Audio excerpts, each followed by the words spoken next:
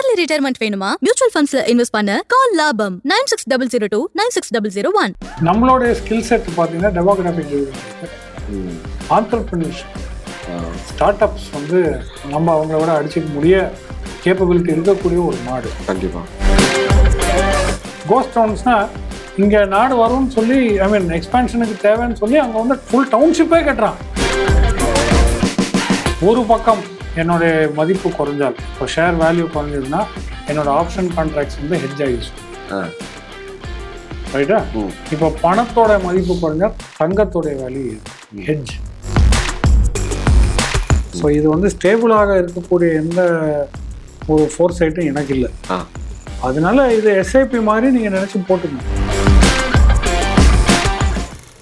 Sir, nominee நியமிப்பதில் கவனிக்க வேண்டிய விஷயங்கள் சொல்லுங்க அப்படிங்கிறத கேட்டிருக்காரு. இதில் நான் ஒரு பாயிண்ட் ஆட் பண்ணிக்கிறேன். போன வாரமும் அதுக்கு முந்தின வாரம் பேசினோம்.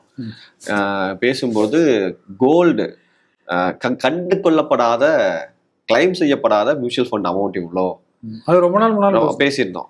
ஸோ அதெல்லாமே கூட நாமினியை நியமிக்கப்படாமல் இருக்கிறதுனால கூட அப்படி கிளைம் பண்ணாமல் இருப்பாங்க சார். நாமினி இருந்தால் அந்த ஆளுக்கு தெரிஞ்சிருக்காதுல்ல, நாமினிக்கு தெரியணும்ல. சொல்லாமல் கூட விட்டுறதுனால அப்படி விட்டுருக்கலாம், நாமினி இல்லாமல் இருக்கலாம், அது ஆக்ஷன் எடுக்காமல் வச்சிருக்கலாம், ஹோல்டர் வந்து மறந்துருப்பாரு. எல்ஐசி பாலிசி மாதிரி இப்போ அந்த ஒரு கணக்கு எடுத்தா நமக்கு தெரியும். கரெக்ட். எல்ஐசி மட்டும் இல்லை, பட் நிறைய பேர் நாமினி போடுறது இல்லை சார், நாமினியே விட்டுறாங்க. நாமினி பற்றி கவலையே கிடையாது. ஸோ அதான் நாமினி நியமிக்கிறதுக்குரிய நாமினி வந்து நீங்க ஃபேமிலியில நியமிக்கலாம், வெளியால நியமிக்கலாம், அது உங்க இஷ்டம். பொதுவாக அப் டு 2 or 3 நாமினிஸ் வந்து இருக்கலாம் அப்படின்றது.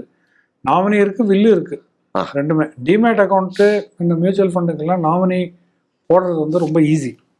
அது ஃபார்ம் நீங்கள் ஃபில் பண்ணும்பொழுது நாமினிக்கான ஒரு பேஜ், ஒரு ஐட்டமாக இருக்குது அதில். இப்போ நாமினி வந்து மேண்டேட்ரி ஆக்கிட்டாங்க. செபியோட ரெகுலேஷன் பிரகாரம் கம்பல்சரி நாமினி. நீங்கள் நாமினி வேண்டாம்னா அதுக்கு எக்ஸ்பிளனேஷன் நீங்கள் கொடுக்கணும். ஓகே ஓகே ஓகே, டிக்ளரேஷன் கொடுக்கணும். ஐ டோன்ட் வாண்ட் நாமினின்னு. So having a nominee is today default. Okay, default option. Okay, not having is default. அதுல எவ்வளவு பர்சன்டேஜ் யாருக்கு கொடுக்கறதுங்கிறத நம்ம டிவைட் அது நீங்க நாமினேட் பண்ணுங்க. இப்போ கார்த்தி வந்து அவரோட ஒய்ஃபுக்கு I am nominating my wife அப்படின்னு போட்டீங்கன்னா என் ஒய்ஃப் பிகம்ஸ் அ நாமினி. அதோட பேன் கார்டு, நேமு, ஃபோட்டோகிராஃபி, இது அந்த பேசிக் இமெயில் ஐடி, ஒரு வெரிஃபிகேஷன் மெயில் போய் அவங்களுக்கும் தெரியப்படுத்தும்.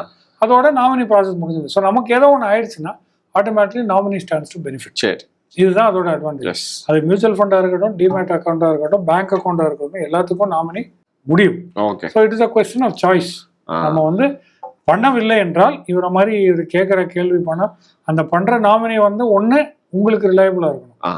அதை கொடுக்குற இந்த பொருளை வந்து இல்லை நம்ம அந்த சம்பாத்தியம், அந்த ஏர்னிங்ஸ்ன்றது நம்ம நாமினிகிட்ட கொடுக்க போகிறோம்னா, if it is an outsider, அவர் ரிலையபிளாக இருக்கணும், ட்ரஸ்ட்வர்த்தியாக இருக்கட்டும், ஃபைன் பர்சனாக இருக்கணும், ஒரு சீட் எக்ஸட்ரா இருக்கக்கூடாது.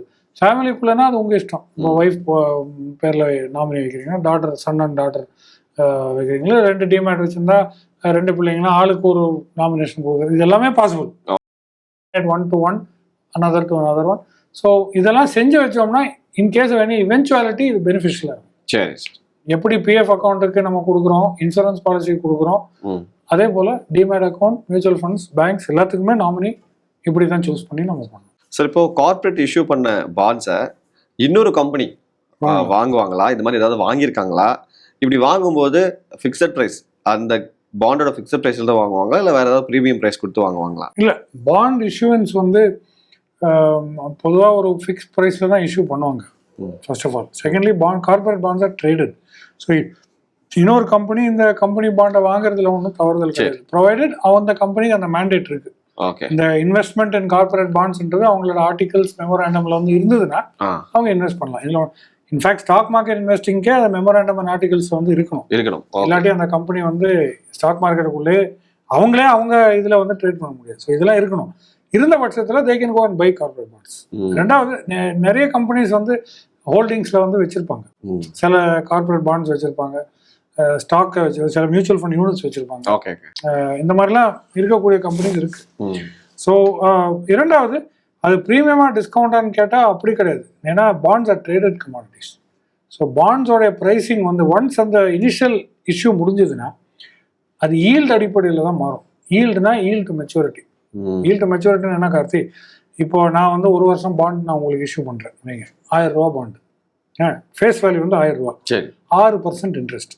1 வருஷம் நீங்க வச்சுட்டு அந்த பாண்டை திருப்பி என்கிட்ட கொடுத்தீங்கன்னா, கடன் பத்திரத்தை கொடுத்தீங்கன்னா, நான் உங்களுக்கு 1000 ரூபா பிளஸ் 6% இன்ட்ரெஸ்ட் கொடுப்பேன். ஆமா, ஏன்னா நீங்க பாண்ட் ஹோல்டர் ரெடீம் பண்றீங்க. ஆமா. பட் இது நடுப்புற இந்த 1 வருஷம் பீரியட்ல வந்து இது ட்ரேட் பண்ணலாம்.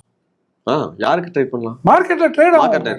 நான் கூட நம்ம இதே நிகழ்ச்சியில அந்த சைட்லாம் கூட சொல்லியிருக்கோம். ஆர்பிஐயோட ஒரு சைட் இருக்கு, கரெக்ட். ஆமா, அந்த பாண்ட் சைட்லாம் இருக்கு, அதுல எல்லாம் லிஸ்ட் ஆகி ட்ரேட் ஆயிட்டு இருக்கும். நான் உங்ககிட்ட கொடுக்கணும்னு அவசியம் இல்லையா?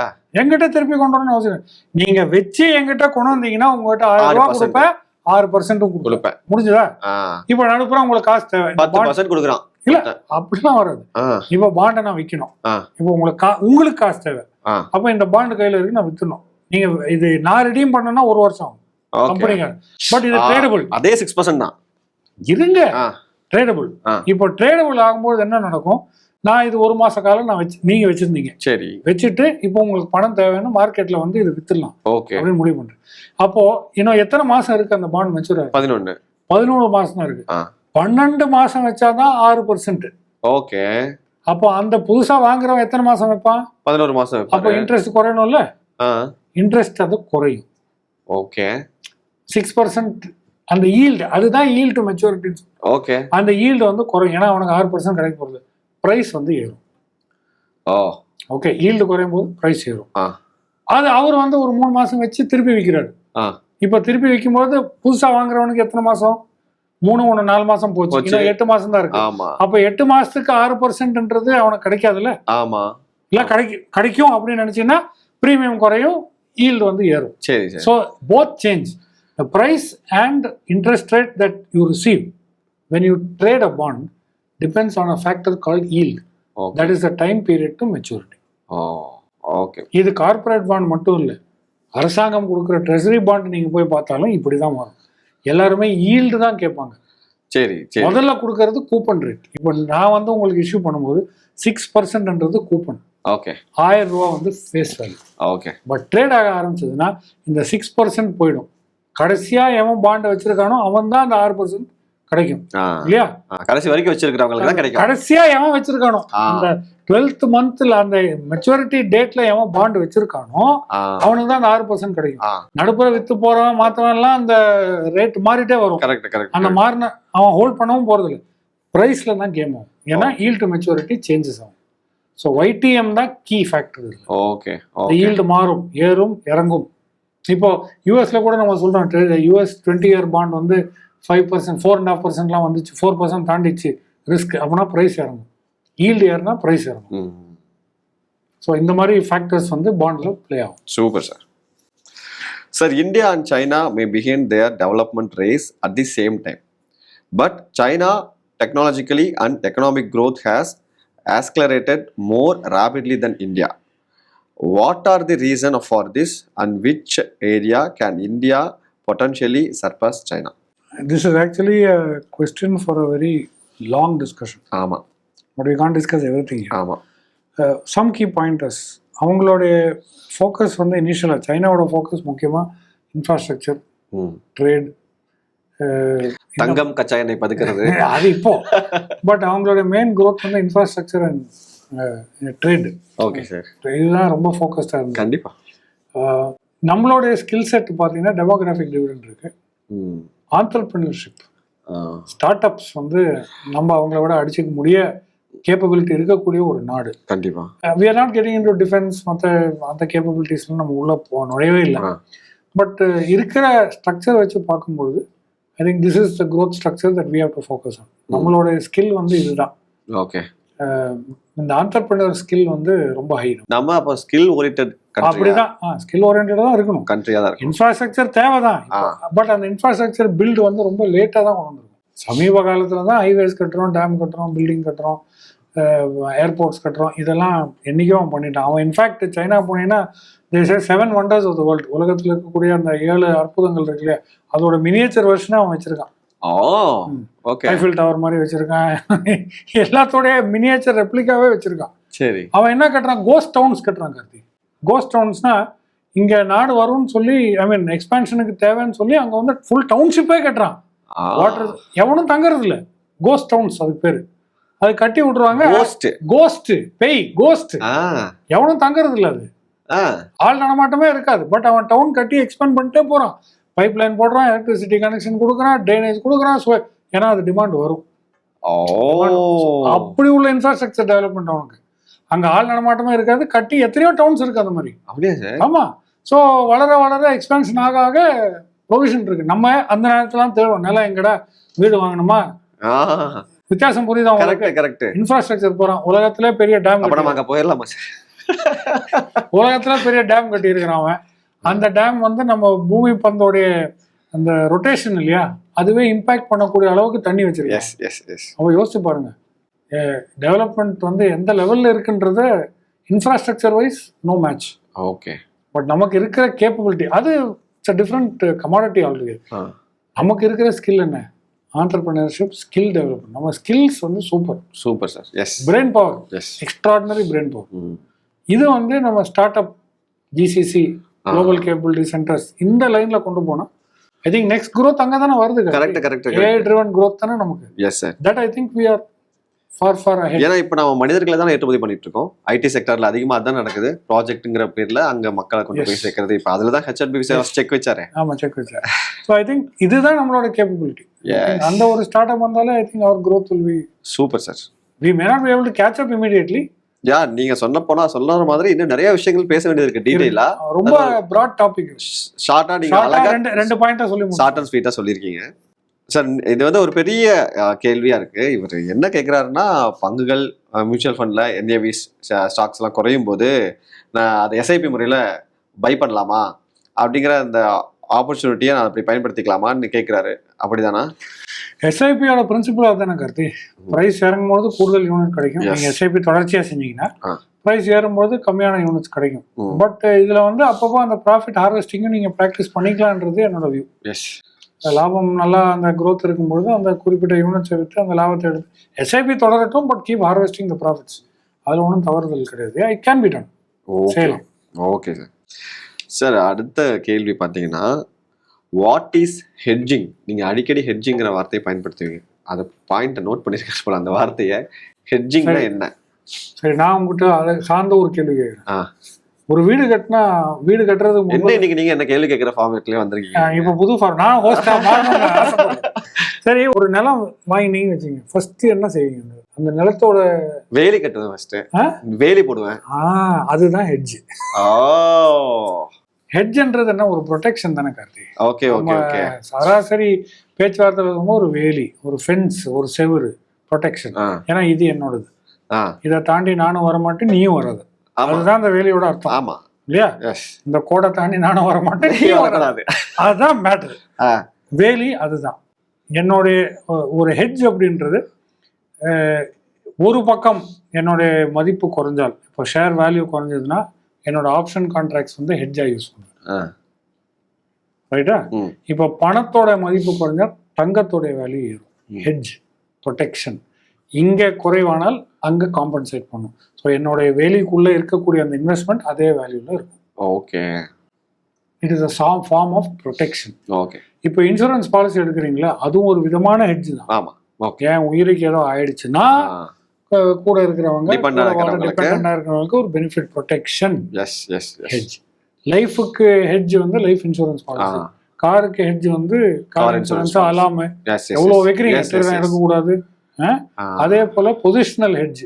நீங்க ஸ்டாக்ல லாங்கா இருந்தா ஃபியூச்சர்ஸ்ல ஆப்ஷன் கான்ட்ராக்ட் எடுங்க. பணம் பேங்க்ல நிறைய வச்சிருந்தீங்கன்னா தங்கத்தை வாங்குறது ஹெட்ஜ்.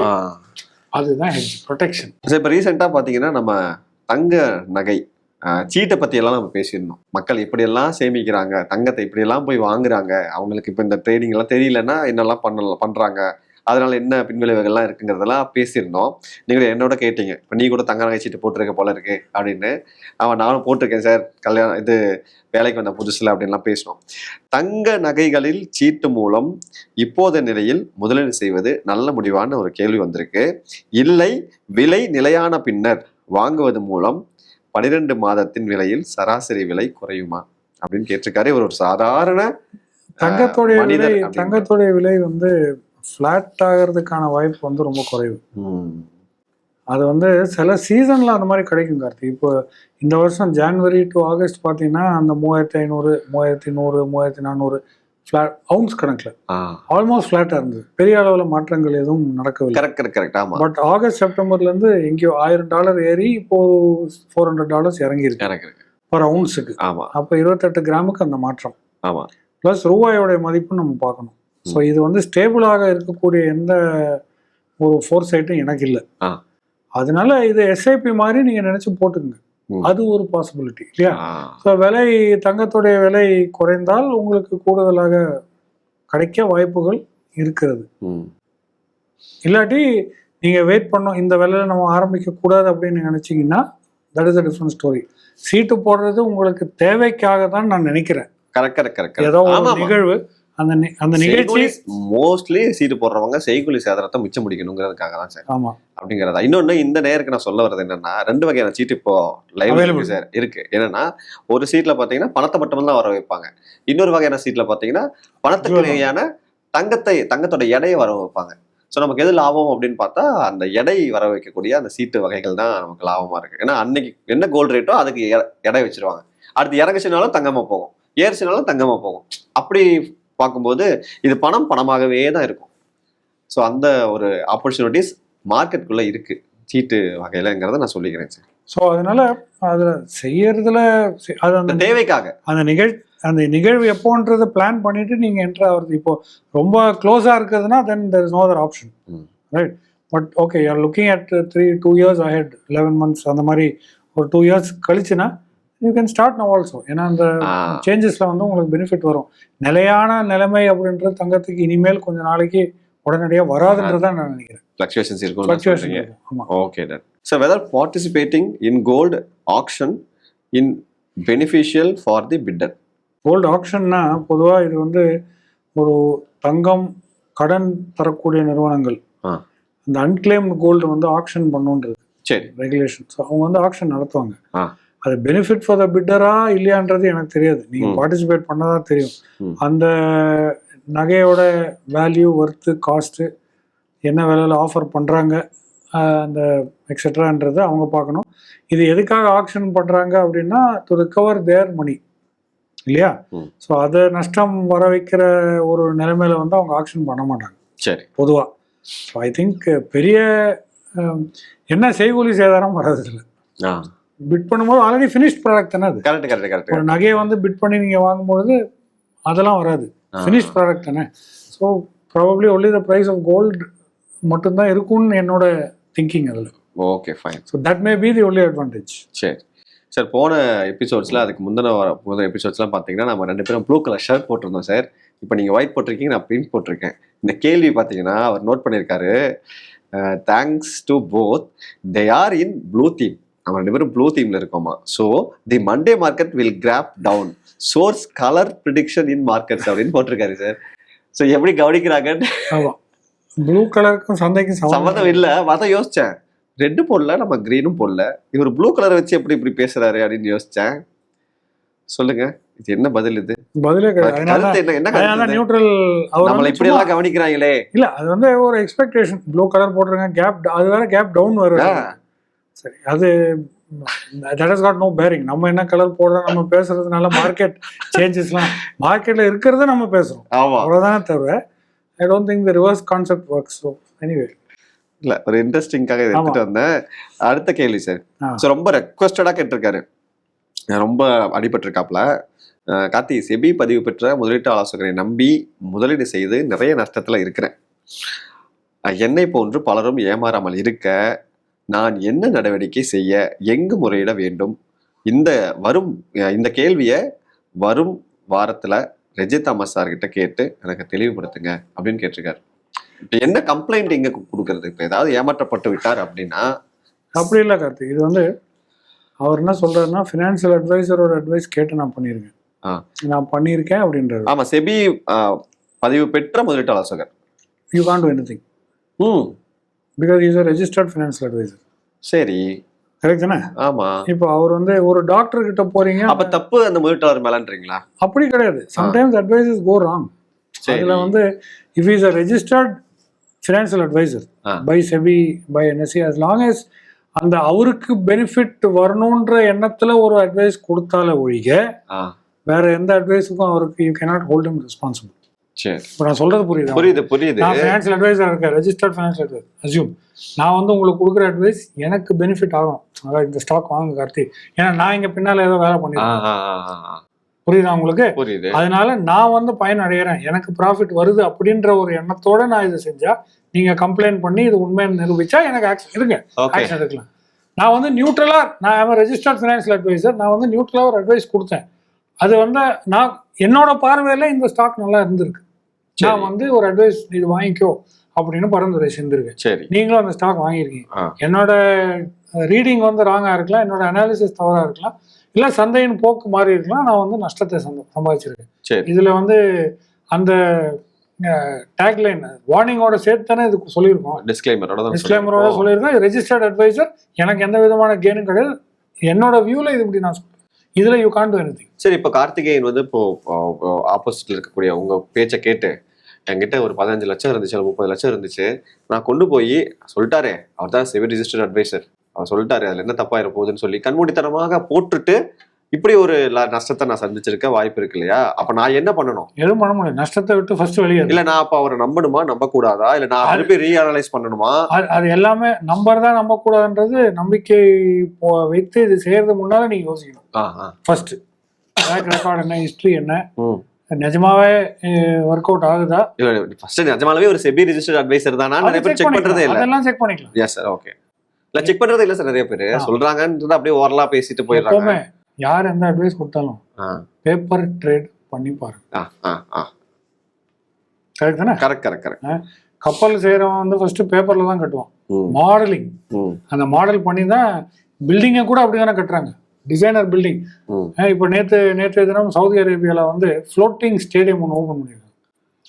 அது ஏதோ ஒரு 2.5 மைல் மேலே இருக்கு, நிலையை விட ஒரு 2 மைல்ஸ் ஹை. இந்த கிளவுட்ஸ் எப்படி இந்த புர்ஜ் கலிஃபா மாதிரி உயரத்துல, it's about I think 100-200 floors high.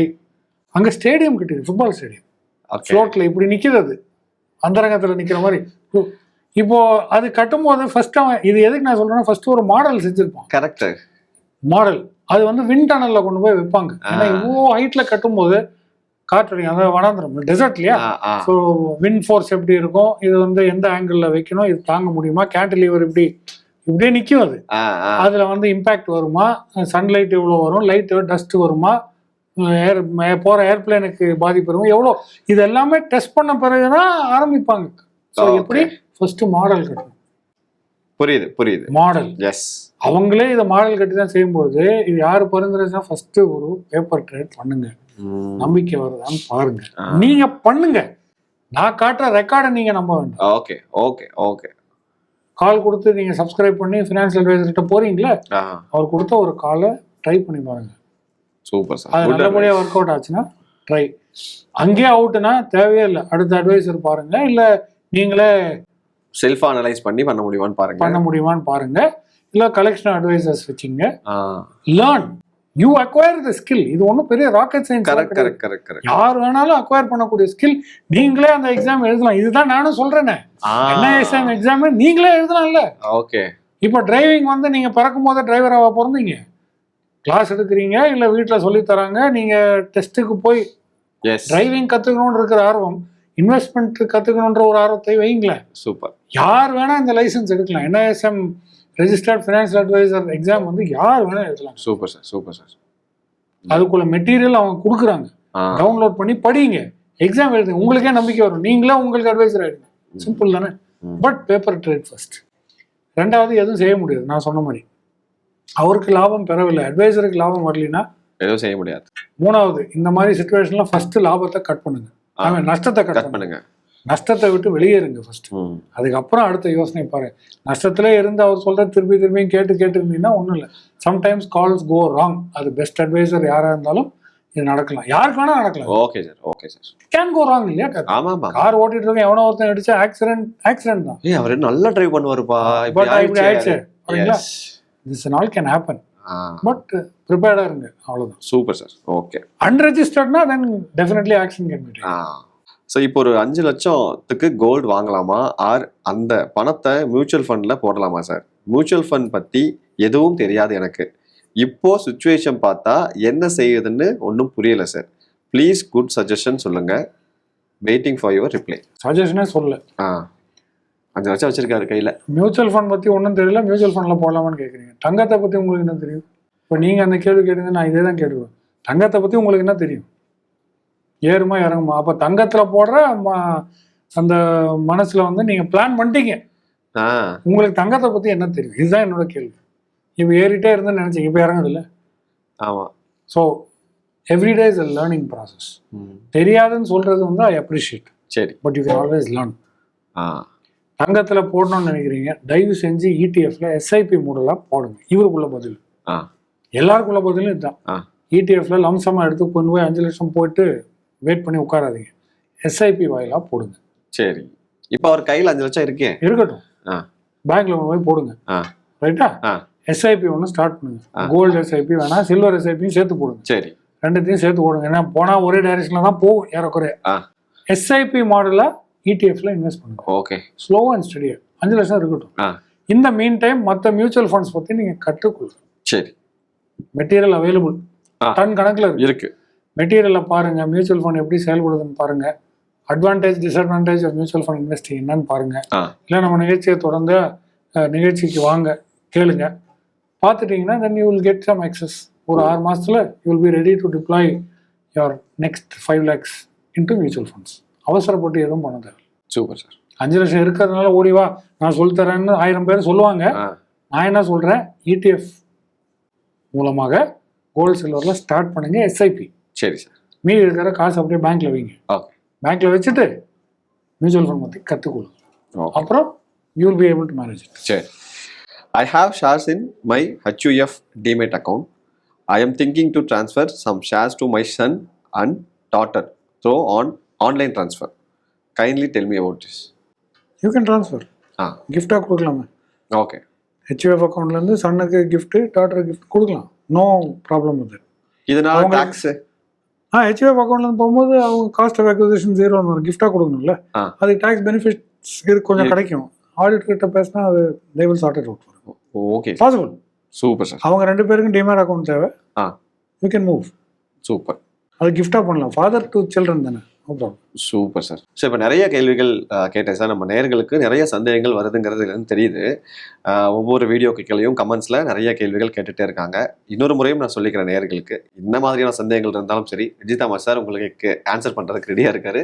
தயவு செய்து அந்த கேள்விகளை வந்து இந்த கமெண்ட்ல பாக்ஸில் பதிவு பண்ணுங்க அப்படிங்கிறது தான் தெரியப்படுத்திக்கிறேன் சார். அடுத்தடுத்த எபிசோட்ல பார்க்கலாம் சார். Thank you sir. தேங்க்யூ.